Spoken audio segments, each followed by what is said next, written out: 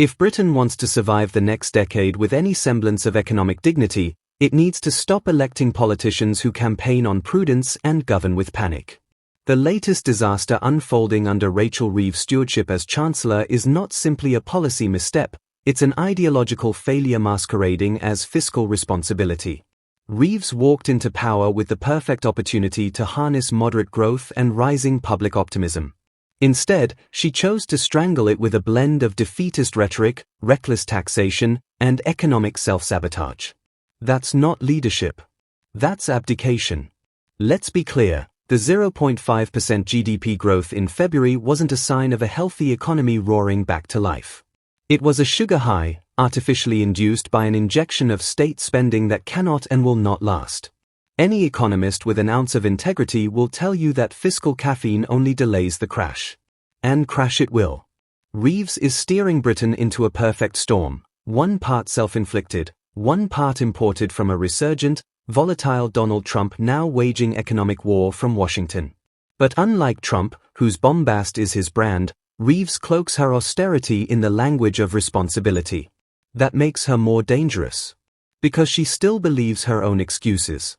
Her decision to hike employer national insurance contributions from 13.8% to 15% is political malpractice dressed up as fiscal reform. It punishes job creators, disincentivizes hiring, and pushes businesses already battered by Brexit, inflation, and supply chain chaos closer to the brink. In an economy that relies overwhelmingly on small and medium-sized enterprises, Reeves has essentially handed those businesses a bill they cannot afford to pay, and then feign surprise when they start closing their doors. She talks about long-term stability while actively dismantling the scaffolding that holds up the British economy. And it gets worse. Borrowing costs are soaring, with 30-year gilt yields hitting 5.5%, a level not seen since 1998. Yet instead of pivoting, instead of scaling back or seeking market-friendly solutions, Reeves doubles down. Her budget isn't a strategic roadmap, it's a kamikaze dive into economic contraction. Her critics accuse her of being out of touch. That's generous. The more accurate charge is that she's treating the economy like a think tank case study instead of the lived reality of 67 million people. Now enter Trump, stage right, with a wrecking ball. His trade war is not just a global headline, it's a fiscal tsunami already washing up on British shores. Trump's tariffs, especially the 145% hit on Chinese goods, are destabilizing global markets, inflating prices, and distorting trade flows. China, now effectively locked out of the US, will dump its excess supply onto Europe, including the UK. British manufacturers, already operating on thin margins, won't stand a chance against a flood of artificially cheap goods. Yet Reeves seems more focused on PR than preparing for this onslaught. She'll blame Trump, of course. And to an extent, she's right too. But deflection isn't a policy. Leadership means anticipating impact, building resilience, and, most of all, owning the consequences of your decisions. Reeves is doing none of those things. She is setting up Britain for a double bind, higher inflation from global price shocks and higher interest rates from her own miscalculations.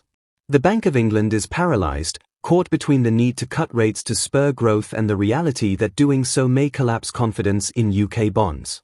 And while Whitehall argues over spreadsheets, ordinary Britons are being hung out to dry. Food, fuel, and basic goods are already inching up in price. Mortgages are getting more expensive. Business investment is drying up. The economy isn't adapting, it's bracing. And in the autumn budget, Reeves will return to the podium with a new bag of tricks, deeper cuts, more tax hikes, and perhaps the final nail in the coffin for public services that are already gasping for air. This isn't economics. It's managed decline. It's a chancellor who mistook caution for cowardice and ideology for insight.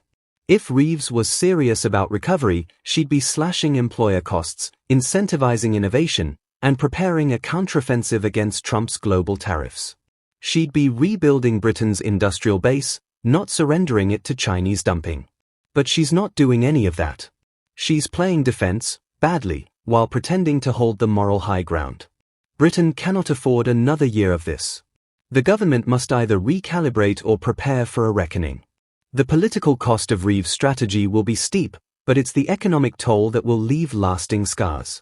For the millions of Britons trying to pay their bills, keep their jobs, or start businesses in this climate, her fiscal policies are not just misguided, they are unforgivable. History will not remember nuance. It will remember who was in charge when Britain stumbled into crisis. And right now, that name is Rachel Reeves.